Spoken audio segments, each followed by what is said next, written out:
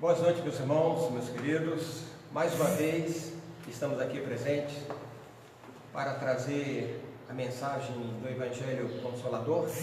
E hoje, com grande satisfação, nós trazemos a presença do nosso companheiro, amigo de muitos anos, Sinésio, palestrante bastante conhecido das nossas casas.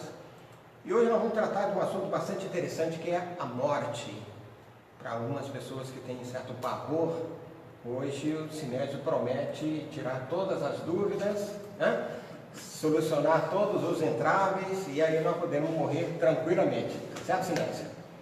Então, com a presença do nosso companheiro Sinésio, nós vamos pedir para que ele faça a leitura da página de abertura do nosso trabalho, então. Por favor. Com licença. Fonte Viva, livro, Emmanuel, Chico Xavier, Estímulo Fraternal, item 73. Meu Deus, segundo as suas riquezas, suprirá todas as vossas necessidades em glória por Cristo Jesus. Paulo aos Filipenses. Não te julgues sozinho na luta purificadora, porque o Senhor suprirá todas as nossas necessidades. Ergue teus olhos para o alto e de quando em quando contempla a retaguarda. Se te encontras em posição de servir, ajuda e segue. Recorda o irmão que se demora sem recurso no leito da indigência. Pensa no companheiro que ouve o soluço dos filhinhos, sem possibilidades de enxugar-lhes o pranto. Detente para ver o enfermo que a circunstância enxotaram do lar. Para um momento, endereçando um olhar de simpatia à criancinha sem teto. Medita na angústia dos desequilibrados mentais, confundidos no eclipse da razão. Reflete nos aleijados que se algemam na imobilidade dolorosa.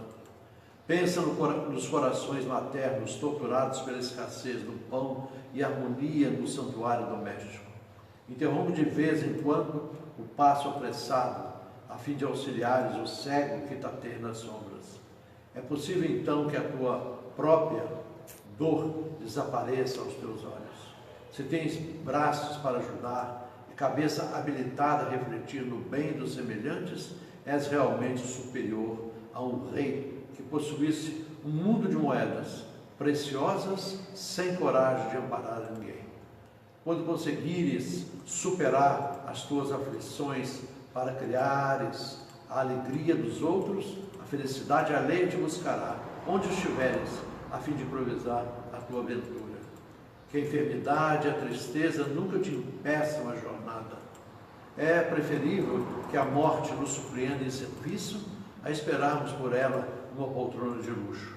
Acende, meu irmão, nova châmara de estímulo no centro da tua alma e segue além, seu anjo da fraternidade, para os que te seguem, dominados de aflição, ignorância e padecimento. Quando plantares a alegria de viver nos corações que te servem, em breve as flores e os frutos da tua sementeira te enriquecerão o caminho. Maravilha de prece, de mensagem, né? Gostaria de destacar alguns pontos dela. Só um ponto só. Só um? Que diz aqui que a enfermidade e a tristeza nunca te impeçam a jornada. Isso, maravilha. Eu gostaria de destacar dois pontinhos nela aí. A primeira é a questão de suprir, né? Que Deus irá sempre nos suprir. E alguns de nós, até mesmo nós espíritas, ainda temos certas dúvidas com relação a esse suprimento das nossas necessidades que Deus sempre nos apresenta, né? E a outra parte é com relação à felicidade, né? Quer dizer, você pode ser feliz fazendo outros felizes, outra pessoa feliz, né? E por último, a questão da morte. A morte nos alcançar quando nós estivermos trabalhando, né? E não na poltrona tranquilamente, né? Poltrona de luxo. E aí nós temos vários exemplos, né, de espíritas, né? Que a morte os encontrou trabalhando. Vai começar por Kardec, né? Que estava entregando o último fardo da revista espírita quando a morte o alcançou, né? E assim também nós tivemos aqui outros companheiros aqui em Volta Redonda que militaram muitos anos no movimento espírita, que a morte também os alcançou em trabalho. Né? Achei interessante a mensagem e ela fecha muito com aquela pergunta 886 do Livro dos Espíritos, né? Quando se pergunta, quando Kardec questiona qual o verdadeiro sentido da palavra caridade, como Jesus entendia. E os Espíritos responderam, né? Que é a benevolência para com todos, a indulgência e o perdão das ofensas. Essa mensagem aí, acho que encaixou todos esses pontos, né? É isso, meus irmãos. Então, com essa mensagem de abertura, nós passamos a leitura do Evangelho segundo o Espiritismo, antes solicitando que cada um tenha o seu copinho com água, faça suas orações, reúna a família, como o nosso companheiro Totti, que hoje infelizmente não está conosco, devido a um problema de saúde, mas graças a Deus já recebeu alta, já está em casa, e que Deus, na sua infinita bondade, e os nossos mentores espirituais possam bem cuidar dele, para que ele possa retornar às atividades no mais breve espaço de tempo possível. Do Evangelho segundo o Espiritismo, nós temos o capítulo 6, e a mensagem é: sou o grande médico das almas, e venho vos trazer o remédio que deve curá-los. Os fracos, os sofredores e os doentes são meus filhos prediletos, e venho salvá-los. Vinde, pois, a mim todos vós que sofreis e que estáis sobrecarregados, e sereis aliviados e consolados. Não procureis alhures, a força e a consolação, porque o mundo não as pode dar. Deus fez aos vossos corações um apelo supremo pelo Espiritismo. Escutai-o, que a impiedade, a mentira, o erro, a incredulidade seja extirpado de vossas almas doloridas. São esses os monstros que saciam do vosso sangue mais puro e que vos ferem quase sempre mortalmente. Que no futuro, humildes e submissos ao Criador, pratiqueis sua divina lei. Amai e orai, sede dóceis aos Espíritos do Senhor, invocai-o do fundo do coração, e então ele vos enviará seu Filho bem-amado para vos instruir e vos dizer essas boas palavras: eis-me aqui, venho a vós porque me chamastes. Espírito de Verdade, Bordeaux, 1861. Um comentário? Está bem explicado. Está bem explicado, né? É as mensagens do Espírito Verdade. Né? As mensagens do Espírito de Verdade É ousadia. Qualquer tentativa de se acrescentar alguma coisa, né? Falta até de caridade, né? Então, nosso abraço a Maria Aparecida Messias, ao Marcelo Silva e ao Totti, que está nos assistindo, né? E mais as dezenas de outras pessoas a quem nós encaminhamos o nosso abraço fraterno. Oremos então, né? Que nessas nossas vibrações iniciais nós possamos pedir pelos nossos lares, pelos nossos familiares, que cada um de nós possa vibrar firmemente naquilo que mais necessita, porque Deus sabe separar o que é necessário do que é supérfluo. E Deus nos dá sempre na medida da nossa necessidade e do nosso merecimento. Portanto, oremos a mensagem deixada por Jesus. Pai nosso que estais nos céus, santificado seja o vosso nome, venha a nós o vosso reino, seja feita a vossa vontade, assim na terra como nos céus. O pão nosso de cada dia nos dai hoje, perdoai as nossas ofensas, assim como perdoamos aqueles que nos têm ofendido, e não nos deixeis cair em tentação, e livrai-nos de todo mal. Que com essa prece, Senhor, nós pedimos que os bondosos amigos espirituais que cuidam desse trabalho, que nos orientam, aqueles principalmente que estão à frente dessa tarefa da divulgação da doutrina espírita em Volta Redonda e no Brasil e no mundo, possa estar sempre conosco, nos inspirando, nos intuindo para que possamos fazer um bom trabalho e que o nosso companheiro Totti possa receber do mundo espiritual, do grande laboratório, a medicação que ele necessita para a sua recuperação, bem como a todos os nossos outros irmãos atormentados pelas doenças e pelos problemas. Obrigado, Jesus, e que assim seja. Muito bem. Hoje, então, nós vamos falar de um assunto que preocupa muita gente, né? É morte. E, assim, quase que em tom de anedota, lembrar aqui, eu fui fazer uma palestra numa casa espírita, e aí, quando foi anunciado o assunto, né, eu vi uma pessoa se levantando e apressadamente saindo. Eu calculei, né, deve ter sido problema com o carro, qualquer coisa assim, né? Ele foi interpelado na saída, e aí, e logo depois, quando terminou a palestra, eu perguntei, mas o que houve com aquele senhor que ele saiu? Ele falou assim, não, é que ele detesta ouvir falar em morte. E como ele já passou dos 70 anos, ele acha que a morte pode alcançá-lo, né?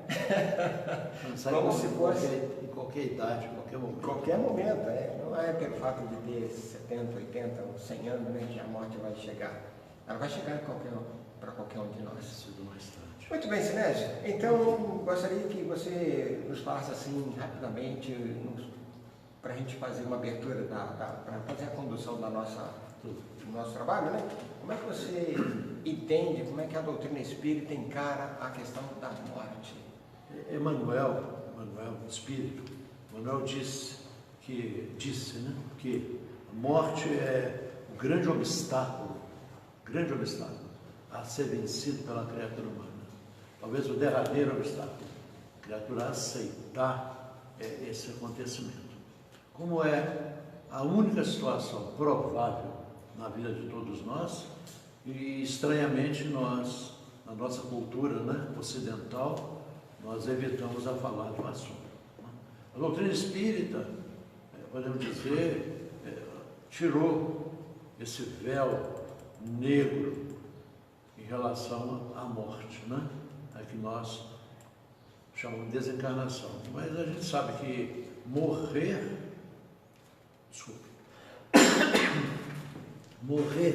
e desencarnar é totalmente diferente. Totalmente diferente. Desencarnar é você abandonar o corpo e seguir o seu caminho. Morrer, você ainda fica preso às coisas da terra. Fica preso às coisas da terra. Então é realmente o terror, o medo, o desespero. E num certo aspecto é normal, não é? Você se apartar de uma criatura que você tem por ela um sentimento, né? Ou de amor, ou de amizade. Mas normalmente o desespero vem porque a criatura, ela acredita, a maioria, né? Vale lembrar que nós, os espíritas, somos uma minoria, em que a criatura acha que nunca mais vai ver aquela criatura, que a morte é o fim de todas as coisas. A morte não é o fim de todas as coisas. Eu gosto de falar que a morte é uma ponte, em que os que vão nascer vêm numa direção e os que morreram estão indo numa outra direção. Só que tem um problema. No fim da ponte existem inúmeras trilhas, caminhos, e obviamente cada um vai seguir o seu próprio caminho. Tem uma história em que a mulher, a senhora, numa cidade pequena, morreu. Ficou perambulando por aqui, por ali, e de repente viu um local que era feito um escritório, assim, sabe? Tipo assim, clean, né? Aquelas lâmpadas bem claras, tudo branquinho. Não tinha lugar para ir, ela entrou ali. Aí tinha uma secretária, estava digitando alguma coisa. Quando ela entrou, ela queria perguntar, mas falou, por favor, sente-se. Ela se sentou. Aguarde. Ela ficou olhando e tal. A secretária lá, uma porta, tipo aquelas portas de faroeste, né? Que vai e vem, né? E ela ficou ali esperando. E a moça disse que ia atendê-la rapidamente. E a coisa demorou um pouquinho. E de repente, a porta de entrada abriu e entrou um sujeito, mal encarado. E falou, e aonde que eu vou? A moça apontou, ali. Ele foi. Só que esse indivíduo era um sujeito perverso, mau, da mesma cidade dessa senhora. Ela entrou em pânico. Falou, olha, só tem uma porta. Se a mulher mandou ele entrar ali, para onde que eu vou? Aí entrou em pânico. Aí, minha filha, o que eu faço? A moça falou, não se preocupe. A entrada, morte, é a mesma, mas os caminhos são diferentes. Pode ir, vai em paz, quer dizer. Porque, obviamente, na desencarnação, há sempre os tipos de desencarnação, não é? A desencarnação um grande sofrimento, né? Coisas terríveis, e a desencarnação da pessoa, ela morre como se fosse um passarinho, né? Um passarinho. E os Espíritos disseram que o problema não é como você morre. Como você morre é irrelevante. O problema, diz os Espíritos, é como você vive. Como você vive.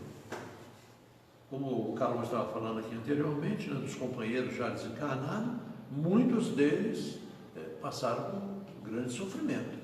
Grandes trabalhadores, eu vou me permitir não ficar citando o nome, mas grandes trabalhadores aqui de Volta Redonda, que nós da velha guarda, apesar que eu seja da velha guarda, eu acho que já tem um pessoal na frente da fila. Eu acho que eles dão. Eu acho, não tenho certeza. De qualquer maneira, esses companheiros, pioneiros do Espiritismo aqui em Volta Redonda, que desencarnaram em grande sofrimento. Entretanto, outros não. Outros não, como esse eu vou citar, o Carlino Dias. O Carlino Dias foi para o hospital, isso poucas pessoas sabem. A minha nora é que o atendeu. Casada com meu filho Frederico, né? Ela o atendeu. E eles conversaram, ela conhecia, né? E ela o atendeu, né? Da melhor maneira possível. E ele falou, minha filha, você me desculpe, tanto trabalho. Falou, seu Carlinhos, não se preocupe. Não se preocupe. Eu vou ali e volto. Fui lá buscar não sei o quê, para atendê-lo. Quando ela voltou, tinha morrido. Tinha ido. Então, a morte, ela, talvez eu esteja me alongando, te dando chance de acordar. A morte não é solução para nada. Nada. Só a vida é que resolve os problemas. Então, quem acha que morrer, mesmo nós espíritas, às vezes pensamos, situação, né, se eu morrer e tal, talvez vai resolver isso. Não resolve nada. A morte não resolve absolutamente nada para ninguém. O que resolve é o que a pessoa que você se tornou e o que você está fazendo da sua vida. Nem o que você fez, porque nós erramos muito, e o erro é inerente à criatura humana, não é nem o que você fez, é o que você está fazendo. Então, quando você fala de morte, nós falamos, não vou falar sobre o assunto, mas sobre o suicídio, por exemplo, em que o desespero toma conta da criatura, como se fosse uma solução de esquecimento. E nós sabemos que as coisas não funcionam desse jeito, não é verdade? Eu tenho uma lembrança do Dr. Scheider. Dr. Scheider, eu esqueci o sobrenome dele. Ele encontra as entrevistas dele no site chamado Espiritismo BH. Dr. Scheider, com I, Scheider. Ele é espírita e psiquiatra.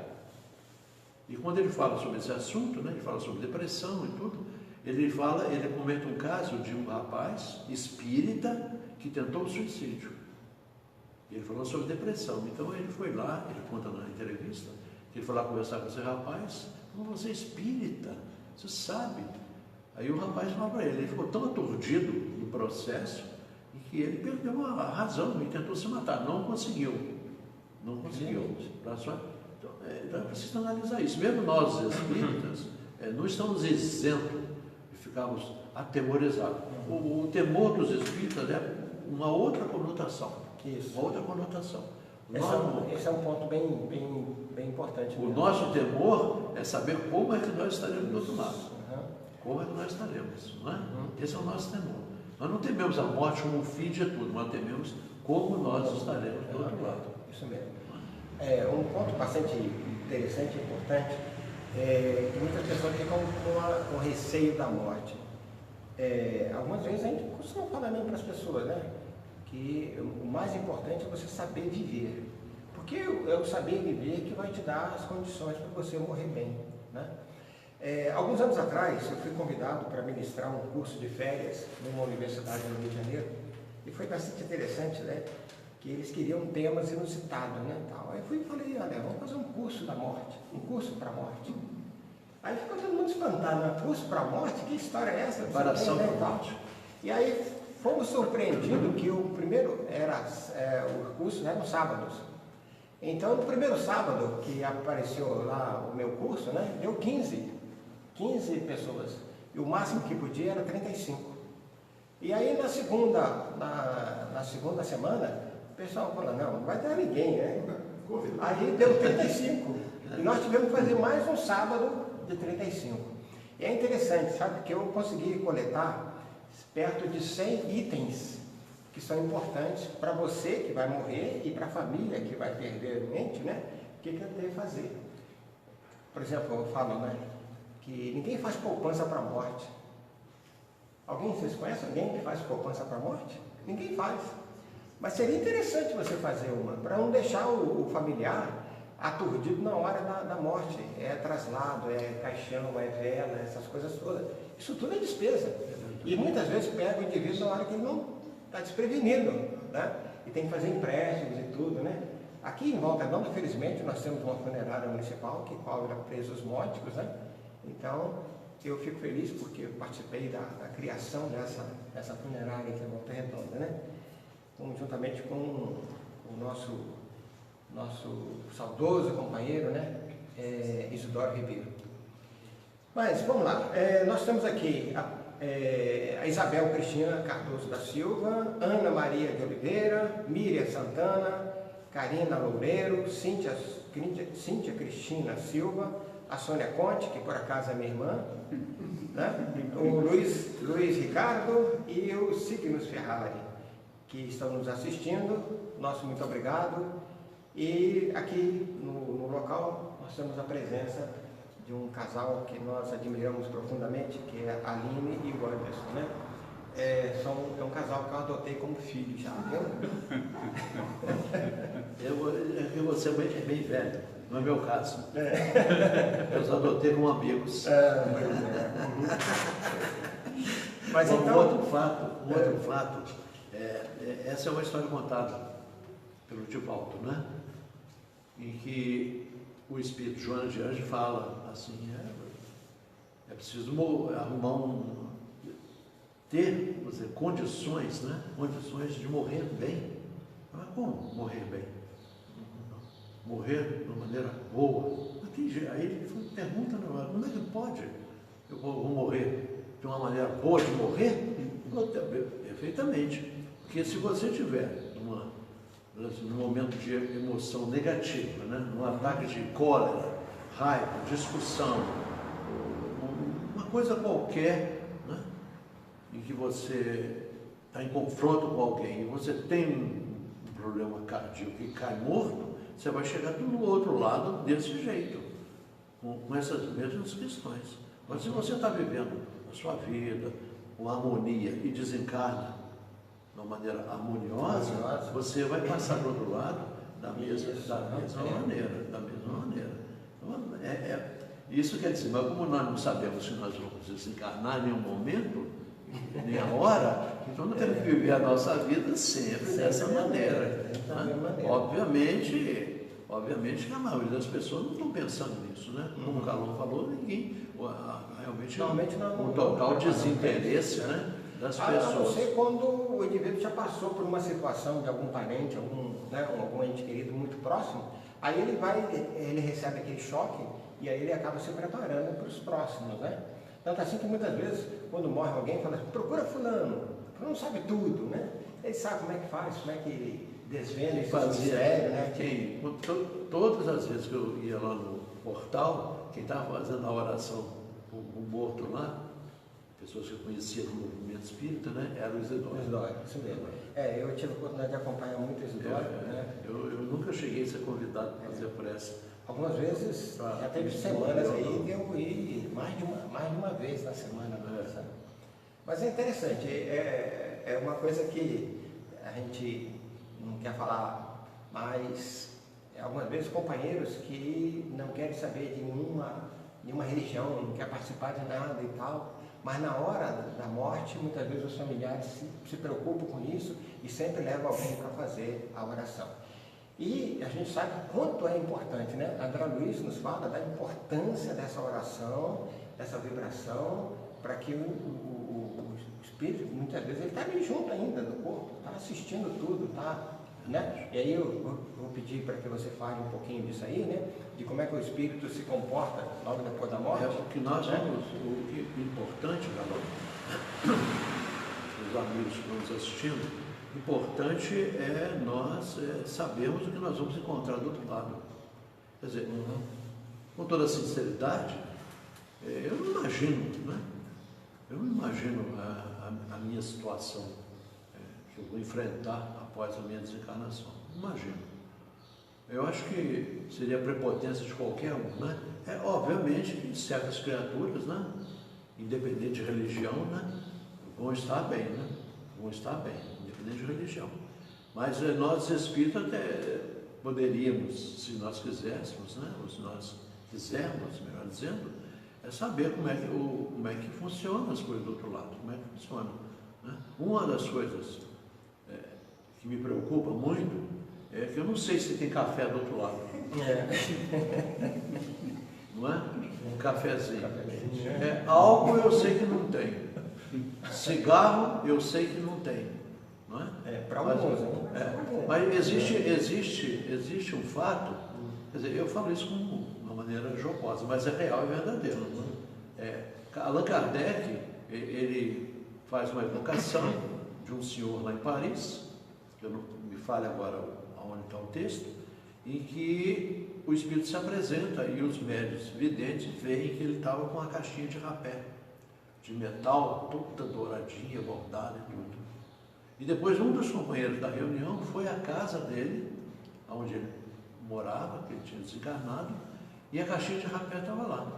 Isso se chama ideoplastia da mente.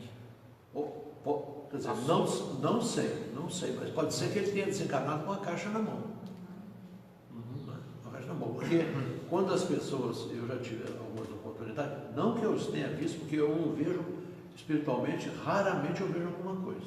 Mas eu já vi relatos de outras pessoas e já conversei com pessoas que já observaram que o morto, ele está sempre, ele se apresenta com a roupa que ele morreu e não com a roupa que ele foi enterrado. É interessante. Isso é ideoplastia da mente. Marca mesmo. Aí o problema é, por exemplo, vamos dizer, supondo, numa teoria, né? Eu estou desencarnando. Aí eu chamo a minha companheira, né? Desencarnando numa boa, tranquilo, né? Eu falo assim, minha filha, pega lá meio quilo de café. Me dá na mão. Aí me dá na mão, quando eu pego, pum, eu morro. E do outro lado, eu pode café. Não, porque tem coisas que nós não sabemos. André Luiz cita no livro Nosso Lar que havia contrabando de carne no mundo espiritual. Não sei se você lembra isso. Eu nunca pensei sobre o assunto e nunca um assunto que merece ser estudado. Eu fico pensando numa coisa dessa. Que o companheiro que dirigia Nosso Lar, 2 séculos lá, teve que baixar a lei marcial para que isso não fosse para frente, tomar um atitude desse tipo. Então, a grande dificuldade inicial é o problema da alimentação. O filme André Luiz, que é um pouquinho filme, né? Mas mostra muito bem o problema da sede. E é um relato dos espíritos, da sede. Com sede no mundo espiritual. E fome. Essa é uma questão que nós vamos, com toda certeza, ter que enfrentar. Fome. Aí os espíritos falam, né, que as criaturas que não conseguiram, deve ser a maioria, porque nós almoçamos. Quer dizer, não eu no meu caso, mas as pessoas normalmente jantam, fazem lanche, tomam café da manhã, almoçam, tomam café da tarde, janta, não é? É isso durante um tempo quase da vida da pessoa. E obviamente o que acontece? Do outro lado você vai sentir o problema do alimento de peso. Porque quando a criatura morre, quando a pessoa morre, duas modificações acontecem na vida dela. A primeira é no corpo espiritual, é no aparelho digestivo. Porque o espírito não precisa de alimento de peso, não precisa. E a segunda é no peso específico da massa muscular, Ele também, isso, então, o resto, nós somos as mesmas criaturas. O sistema nervoso é o mesmo. Se o sistema nervoso é o mesmo, isso quer dizer que a criatura que desencarna com um problema de saúde de longo prazo, ele vai demorar um tempo, né? E vai precisar de alimento de peso. Aí tem só um instantinho, a questão da sopa, que eles dão a sopinha, né? Do outro lado, né? Uma sopinha fluídica. Isso quer dizer, se acordar um dia, tiver meio esquisito a coisa, e alguém chamar você, vem cá, você Neto, toma essa sopinha aí. Já está do outro lado, com toda certeza. Mas estou lembrando aqui, aquele filme... Só um instantinho. Eu estou falando dessa maneira mais alegre, jovial, porque o assunto já que você falou em peso específico, era para a gente tirar um peso específico do assunto. Né? Mas vejamos aqui, aquele filme Ghost tem dois pontos ali que eu acho espetacular. No metrô. No metrô, né? Aquele espírito que está lá, né? E aí a gente conhece muitos casos assim, né? De espíritos, tanto assim que Kardec analisa isso aí, nos chamados lugares mal assombrados, né? E quando aquele espírito resolve ajudar o outro, né? O recém-desencarnado, né? Mostrando para ele algumas técnicas, né? Assim também nós teremos amigos espirituais que vão nos auxiliar naqueles momentos. Espero. Alguns vão nos orientar falando isso aí você pode fazer, isso aí você não deve fazer, né, e tal. Mas eu aconselho sempre às pessoas o seguinte, olha, a oração é fundamental. Então, na hora que você perceber que alguma coisa está estranha, faça a oração. Orar. Né? Faça a oração, fica tranquilo e tal, que as coisas vão. Mas para eu ler os novos nomes aqui, eu gostaria que você falasse um pouquinho para a gente sobre as pessoas que têm a questão dos túmulos, sabe? O desejo dela de terem túmulos grandiosos e tudo mais. Mas você vai falar já já. Aline Dominguete Valim, Rafael Delgado, Sandra Silva, Márcia Dias Valim e o nosso querido companheiro Albucacis. Boa lembrança. Receba o nosso grande abraço. Né? O que acontece, quer dizer, aí nós vamos falar do Père Lachaise, né? Père Lachaise, né? Que é o cemitério mais visitado, né? Eu tenho um trabalho que eu fiz, né? Que eu mostro, não mostrei muito, mas mostrei aquela entrada monumental em Paris, né? É um cemitério antigo, né?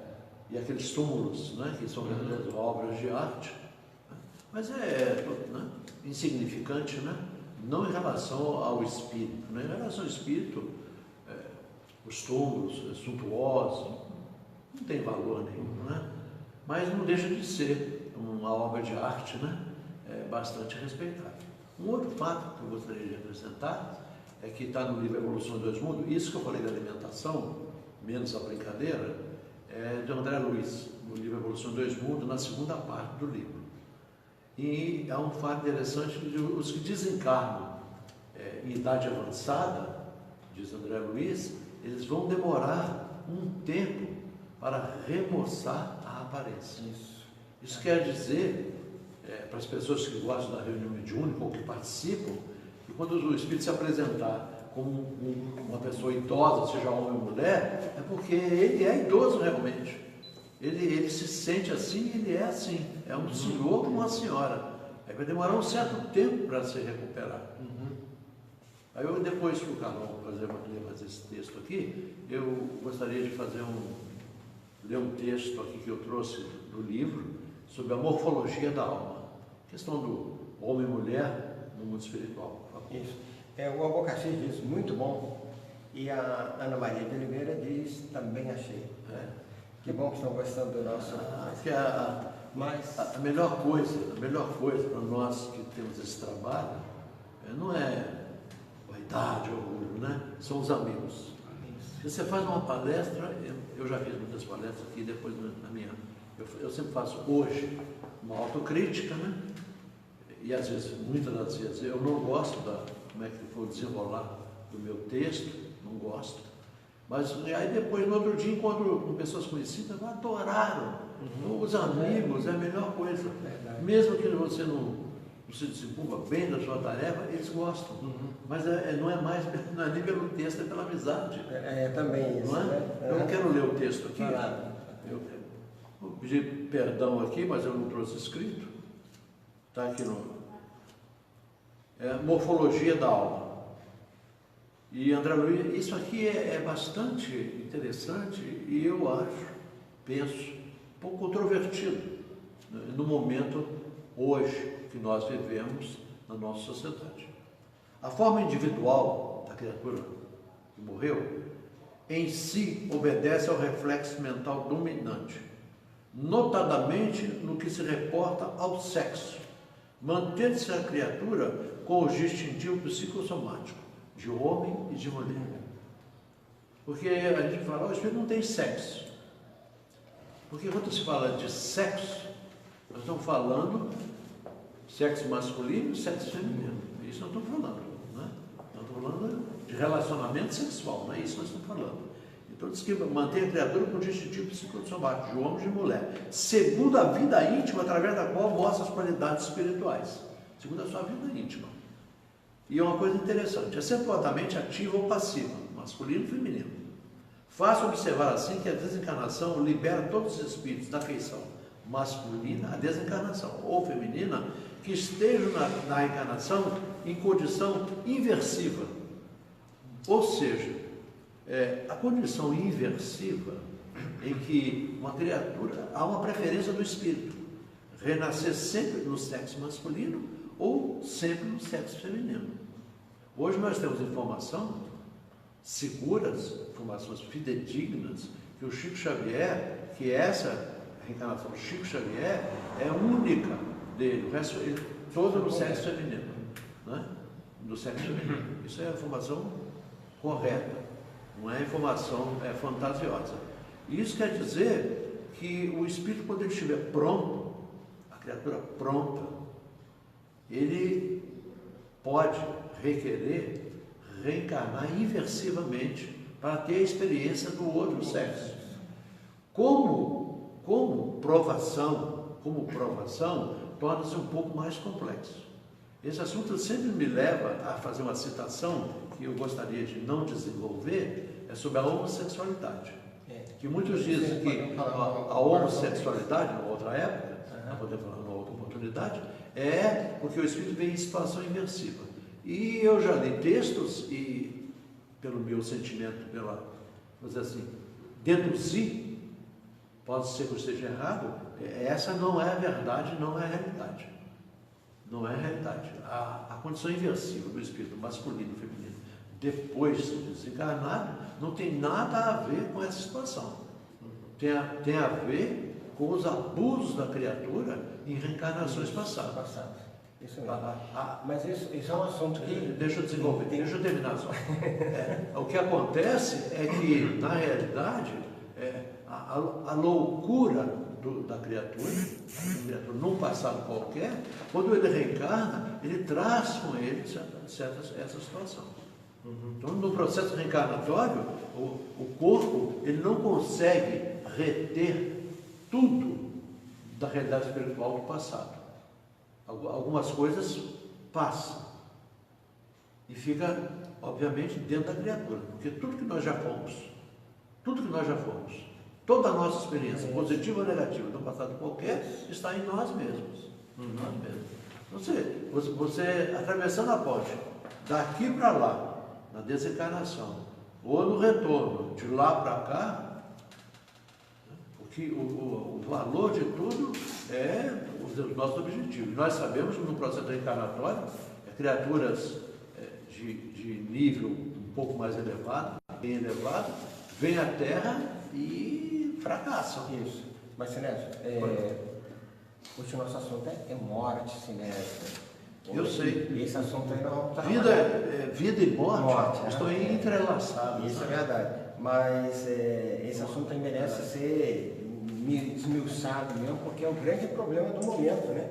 Grande parte, muita gente aí está passando situações bem lacrimosas, né? Por causa dessa situação. Mas eu gostaria que você falasse sobre 2 pontos. Primeiro, a questão dos desejos que algumas pessoas têm com relação à sua morte, né? Muitas vezes deixam por escrito, muitas vezes deixam laudas e mais laudas, né, dos seus desejos e tal. E a outra coisa são a questão das honras que são atribuídas a indivíduos que partem, né? É um drama. Então, os desejos e as honras. Os desejos do próprio indivíduo e as honras que são... Verdadeiramente é um drama. Porque o espírito, a criatura humana tem o nós publicamente, né? Porque as pessoas nos veem de um jeito, e tem nós como criatura, né? Psicologicamente, com as nossas questões íntimas, né? As questões íntimas, nós, dentro do espiritismo, né? Que o Ramiro Gama chamou do bom combate, que nós lutamos tentando, vamos dizer assim, né? Diminuir essa carga negativa do passado e das nossas escolhas. E a criatura viveu a vida, ela é homenageada e tudo mais, e no outro lado da vida, na morte, na desencarnação, onde quer que ele esteja, aquilo repercute nele.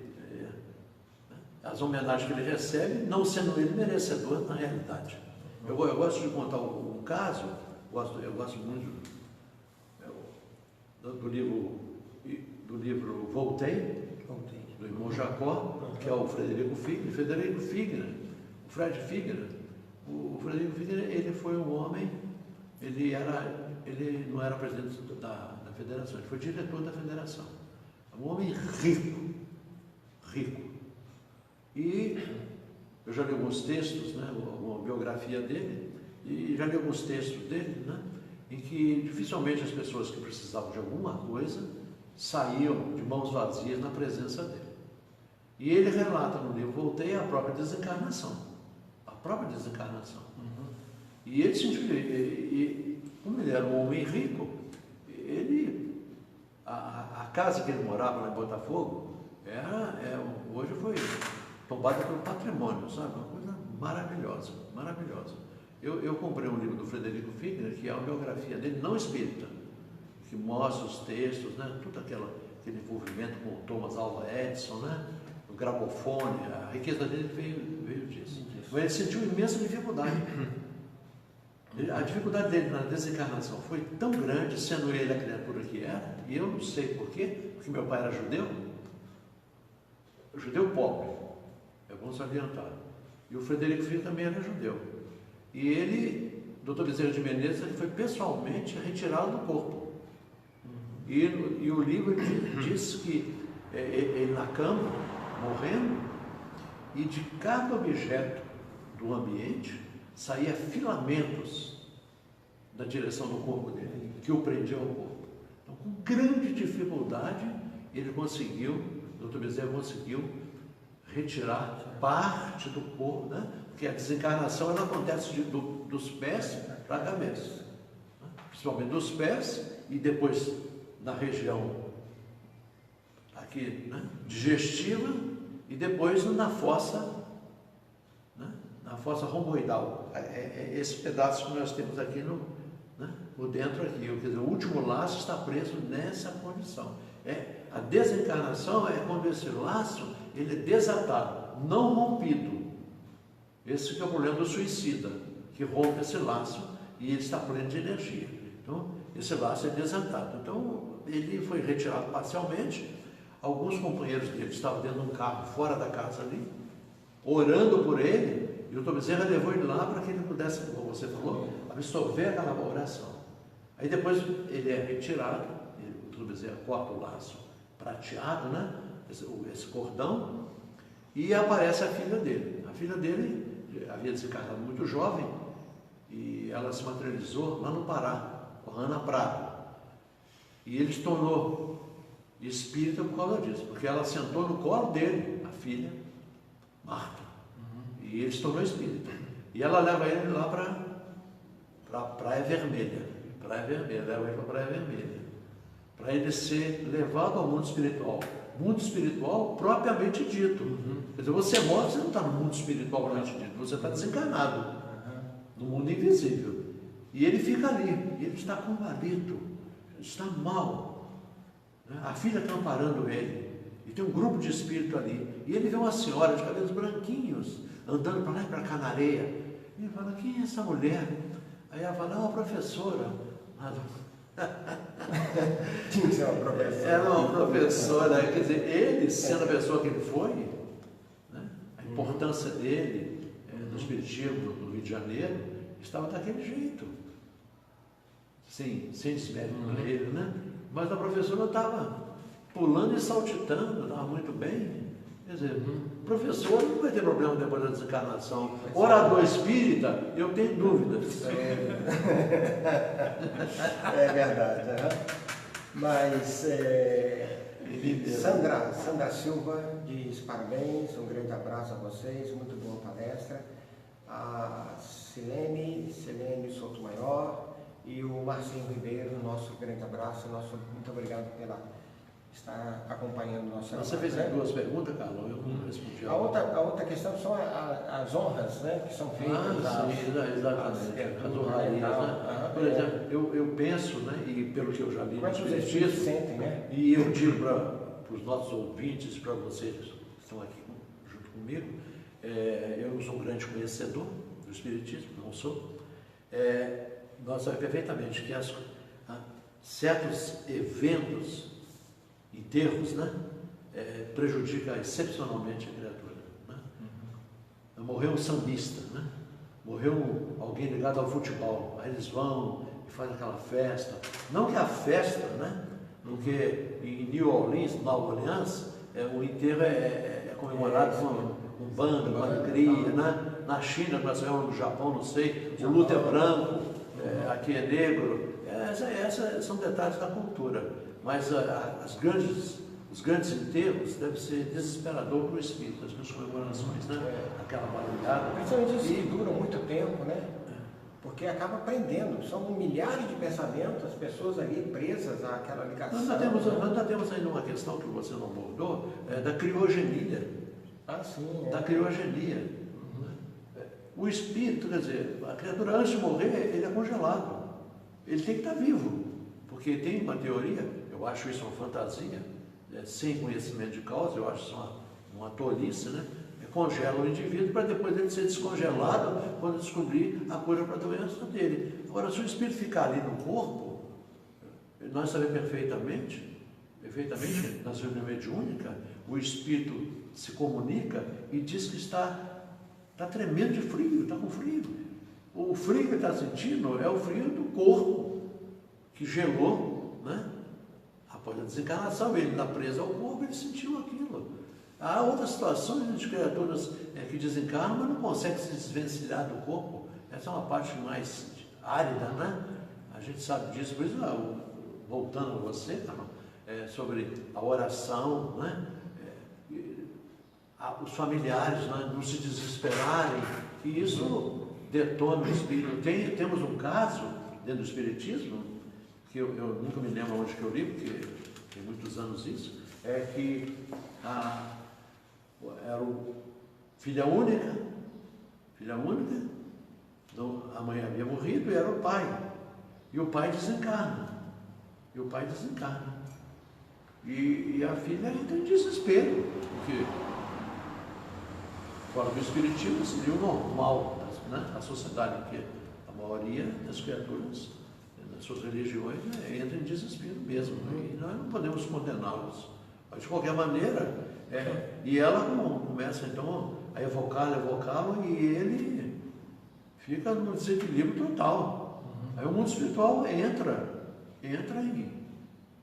em ação, né? E faz uma cirurgia, entre aspas, apenas magneticamente, e a lembrança da filha que ele tanto amava, por um período, desaparece da memória dele. Isso mesmo. Depois que ele sai daqui, ele não lembra mais da filha. Então ele não recebe mais daquelas evocações, que seriam uma ajuda para ele, certamente. Isso quando não fazem uma espécie assim de renovelamento, né? O espírito como se fosse colocar dentro de uma bolha, né? Para sentir-se protegido dos pensamentos, das vibrações. Existe, nós estamos falando sobre a morte, né? Que você me corrigiu muito bem, aliás, né? Para não fugir do assunto. Muito interessante, vamos dizer assim, existem algumas histórias, eu não vou citar porque eu não tenho certeza. A criatura perdeu a filha, eu não sei se é o Tolstói, se é o Leão Tolstói, eu não tenho certeza. Ele perdeu a filha muito jovenzinha, eu não sei se é o Tolstói, não tenho certeza. E ele perde a filha. E o Leão Tolstói, nós sabemos, né, se que é o caso, né? Ele viveu, não sei, 90 e poucos anos, né? E o Leão Tolstói, e o espírito desencarnado né, seguiu o caminho dele. Mas quando ele se reencontra no mundo espiritual, o espírito que foi a filha dele naquela época, ela se apresenta exatamente na mesma feição. Para ser reconhecida. Para ser reconhecida. Isso é interessante. É verdade. Não é? Mesmo que passasse, vamos dizer, algumas encarnações, e se o espírito estivesse na lembrança daquela criatura querida, ela faria esse retorno para se identificar. Isso. Não é? Porque, vamos dizer, a pessoa desencarnou numa idade avançada, mas deixou aqui um grupo familiar muito grande.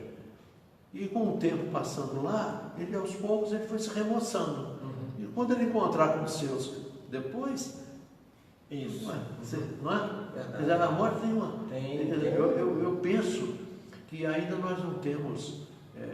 Nós estamos numa fase, hoje, pelas informações coerentes que os Espíritos estão nos trazendo, talvez mais para frente, não agora, né? Que esse é o momento da transição, né? A transição planetária, talvez novas informações vão surgir né, para todos nós. Né? Você recebeu uma pergunta aqui.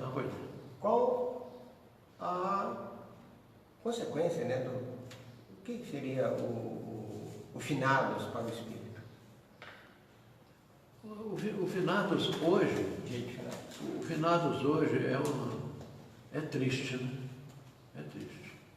Eu não vou dizer, eu não sou saudosista, o finados de 40, 50 anos atrás, não tem cabimento. Mas hoje o pessoal é um feriado. O finados hoje é um feriado.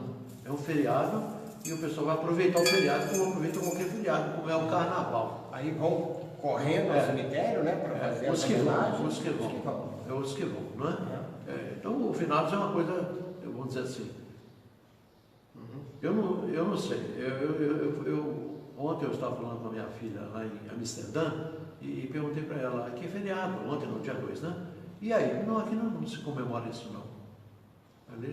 Eu acredito que em muitos lugares do mundo nem se comemora finados, dia dos mortos, né? Ninguém se comemora. Eu vejo a relevância desse acontecimento de você se lembrar das criaturas que já partiram, no meu caso, meu pai, minha mãe, meus irmãos e algumas pessoas da minha amizade, pessoas que eu conheci e convivi, e você fazer uma oração por eles, né? Uma boa lembrança, né? Ver o lado positivo, porque tem essa história. Nunca fale mal do morto. Eu ouvi falar isso. Mas por que não fala mal do morto? O Espiritismo explica. Pode estar ali do lado? Porque pode estar do seu lado. Eu já fiz uma oração.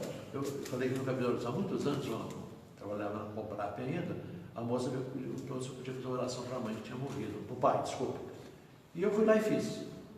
Ainda no antigo hospital da CSN, que tinha lá um necrotério, né? Eu fiz e tal, eu saí, e do lado de fora tinha uma santinha lá, não sei qual santa que era ali. Santa Cecília. Tinha uma santinha ali. Tinha dois sujeitos conversando e falando mal do morto. Não valia nada um dia. Eu passei, eu olhei e falei, meu Deus do céu, a gente estava lá ainda para ser enterrado. Aí o que acontece? O espírito repercute nele e ele vai em cima. Morreu. O interessante, se for possível, lembrar sempre daquilo que é positivo, né? Daquilo que é bom. É verdade. Né? Para você não ficar trazendo lembranças negativas que vai trazer um problema para o espírito. Então, o desespero da criatura, quando morre, ora pela pessoa que morreu. Isso. Mas não entra em desespero, porque ele está vivo. Você mesmo, agora caminhando para o final, a Ana Maria está pedindo para você esclarecer o desencarnado no mundo invisível e no mundo espiritual. Fazer essa diferença desses dois contrapontos. Ana, obrigado, Ana. Você é muito minha amiga, viu? Pela pergunta. Valeu. Brincadeirinha. Ana é uma pessoa muito boa, gosto muito dela. O que acontece é que, particularmente, eu me dou esse direito, como todos devem ter esse direito também. Eu creio que a maioria das pessoas que morrem não vão para lugar nenhum, fica por aqui. A maioria. Ou fica perto do hospital, fica perto da casa. A maioria, uma boa parte fica na própria residência. No livro dos Espíritos, a questão que fala dessa perturbação espiritual, né? A questão da perturbação espiritual é uma questão muito mais complexa. Pode durar de segundos a um tempo infinito. A criatura não. Na reunião mediúnica, uma boa parte dos que se comunicam não sabe que desencarnaram. Uma boa parte que falou, os que estão no mundo espiritual, dependendo da região, no mundo espiritual, estão conscientes que estão desencarnados e tudo mais. E os que, nem sempre, né? E os que estão em regiões sombrias, também não estão sabendo de nada. E os que estão por aqui, muito menos, muito menos. E a maior parte está por aqui. Então, o lugar que tem menos espírito desencarnado é no centro espírita, porque tem uma seleção aqui. Mas mesmo assim, nós não estamos dizendo da pessoa estar mal acompanhada de um companheiro qualquer e ser permitido que eles entrem na casa. Então, é uma questão que o mundo espiritual tem um interesse, vamos dizer, de trazer informações que sejam relevantes para o nosso crescimento, para a nossa vida. E certas informações, eles simplesmente não contabilizam, não há interesse. Mas a gente sabe que, por exemplo, o André Luiz dizia, nos anos 40, no livro Os Companheiros, que milhares de criaturas habilitadas ao trabalho da mediunidade, médios e doutrinadores, reencarnavam, milhares, nos anos 40. Se o mundo espiritual tinha dificuldade, vamos dizer, quer dizer, a quantidade de gente que vinha para cá, de espírito. Agora, hoje aqui, se nesses anos 40, o mundo espiritual tinha dificuldade de auxiliar esses companheiros, imagina hoje, com a quantidade de criaturas encarnadas. Né? A maioria que volta hoje, volta desatinado. Né? Não que o espiritismo seja melhor do que os outros. Né? Seria excelente que outros religiosos, né, de outros segmentos, também tivessem uma visão da morte como o mundo espiritual nos trouxe, né? Sem grande desesperação e sabendo que a vida continua. Ora, se eu sei que a vida continua, se eu tenho certeza que eu vou morrer, e tenho, e se eu sei que a vida continua, eu tenho que viver uma vida, né? Não vou terminar falando da morte, falando da vida, né? Viver uma vida da melhor maneira possível, coerente, e me esforçando para que eu, né? Estando aqui, eu me prepare para retornar, estando lá, eu seja preparado para vir para cá. Parece uma incoerência, né? Lá nós estamos nos preparando para vir, e aqui nós estamos preparando para voltar. Agradeço ao convite. Mas eu vou te dar mais um minutinho ainda aqui. Vamos analisar aqui rapidamente, só colocando que, primeiro, nenhum de nós está fora da bondade divina. Ou seja, todos nós iremos receber a ajuda do mundo espiritual no nosso momento supremo. Os próprios Espíritos dizem que nenhum de nós está desamparado disso.